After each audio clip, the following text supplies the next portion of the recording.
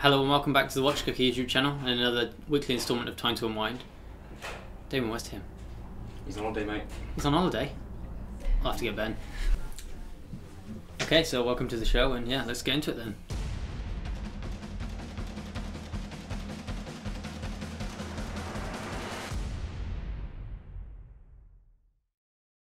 Okay, yeah, so welcome back to Time to Unwind.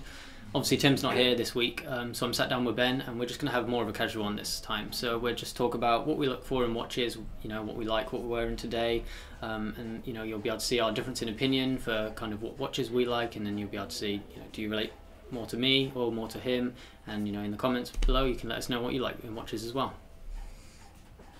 Okay, yeah, that's great. That suits me with Tim not being here because, you know, it's my first chance to be on Time to Unwind. So let's kick things off with what I'm wearing today. So today I'm wearing the new S1 diver.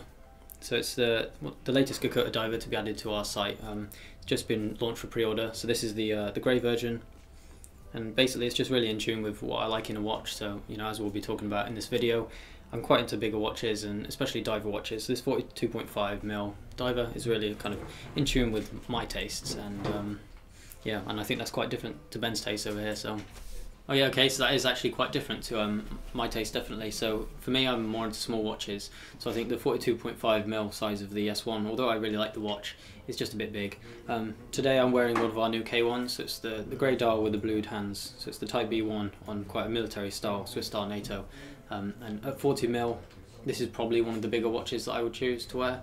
So for me, I think my kind of preference in watches ranges from about 36 to 40mm. So I like dress watches and more classically styled watches rather than diver watches as a main. But I'm actually quite enjoying the military style of this recently. So, oh yeah, that's cool. So we're actually complete opposites then, really, in the fact that, you know, I like bigger watches and you like smaller watches. But I think there is a common ground there. So I do quite like military watches. You know, there is quite a root in military watches being really big. You know, with the 55mm pilots watches and such. You know, I wouldn't wear a 55mm watch, but I quite enjoy the 44mm K1 range and even the 40mm, which is probably, you know, at even the lower end of the size of a watch that I would be inclined to wear. So that's quite cool. All right, yeah, that makes sense. For me, a watch isn't necessarily a statement about I don't know, trying to show off or bling or something. I quite enjoy the history behind a watch. So for me, the statement of the watch I wear is really like what part of history I'm buying into. So I've got Datejust in my personal collection, and I buy into that mainly because of the history of it. So, you know, with the Datejust being one of the first automatic, or I think it was the first automatic movement with instantaneous date jump, and then it's in the Oyster case, which was the first ever waterproof like wristwatch case. There's a lot of history behind that, and even though it has the Rolex name, which can sometimes be attributed to people showing off or, you know, it being polished and stuff like that, that's really not what I would buy into myself.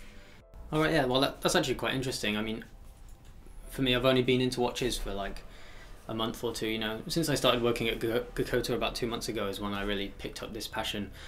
So at the moment, maybe I'm not so in tune with all the history that you would know, and you know, at the moment I just gravitate towards the looks, even though I can quite appreciate those elements of it. And with this Geckota watch actually being the only, you know, like real automatic watch in my collection, I think this is the one that I would mostly gravitate towards, as it's, you know, the beginning of the passion for me. And even though I like it because it's big and it's shiny and whatnot, I can also appreciate the history and, you know, the kind of substance that the watches bring. Alright, yeah, so you're basically at, you know, the point that I was at almost 3 years ago. Actually, I've been working at Geckota 3 years now, so, you know, you've got a lot to learn. Yeah, definitely, and I'm, you know, quite excited to see where I will be in, you know, 3 years' time in this watch collecting journey. So, you know, I'm sure there's lots that you could teach me as well. Oh yeah, definitely. Anytime, you know, you've got a question, you can just ask me, and hopefully, you know, sometime you can start more on these Time to Unwind videos and you'll learn a bit from it. So yeah, it's quite cool.